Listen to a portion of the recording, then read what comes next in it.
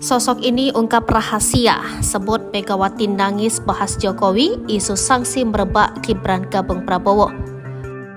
Pasca Gibran Rakabuming Raka memilih menjadi cawapres Prabowo Subianto, hubungan Jokowi dan Megawati diisukan kurang harmonis.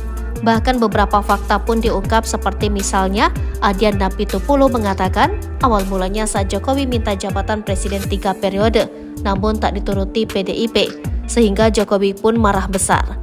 Ketika kemudian ada permintaan 3 periode, kita tolak, ini masalah konstitusi, ini masalah bangsa, ini masalah rakyat, yang harus kita tidak sebisa setujui, ujar Adian lewat keterangannya. Fakta lain saat video Megawati menepis tangan Jokowi yang menuntunnya bersama Ganjar turun dari panggung Rakernas 4 PDIP 1 Oktober lalu. Namun para petinggi dan pengurus PDIP membantahnya. Ketua DPP PDIP Puan Maharani membantah tudingan Adian bahwa Jokowi tak pernah meminta 3 periode. Sementara terkait dengan video viral itu, Puan mengatakan tidak benar, video sudah diedit. Saya ingatkan, kasih itu sepanjang masa, Ibu Mega sangat sayang dalam artian sayang sebagai kader terbaik, kata Puan. Klarifikasi juga disampaikan Bendahara Umum PDIP Oli Dondo Kambe bahwa tak ada sanksi.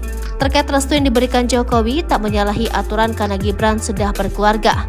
Di ADART PDI Perjuangan sudah jelas yang dilarang suami, istri, dan anak, ujarnya. Hal serupa juga ditegaskan Guntur Romli jika Megawati sampai nangis dan selalu bela Jokowi, bahkan sampai pasang badan saat Jokowi dikritik oleh netizen.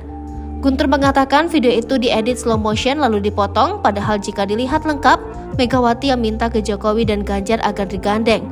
Setelah dibawa, Ibu Mega melepaskan pegangan tangan dari Pak Jokowi dan Pak Ganjar karena ingin bicara dengan Pak Jokowi, ujarnya. Hal serupa juga dikatakan Ganjar dan meminta jangan sebar hoax. Kepada kawan-kawan semua, baik pendukung, rival, media, dan masyarakat umum, kembali saya ingatkan untuk tidak menyebarkan disinformasi dan hoax, kata Ganjar.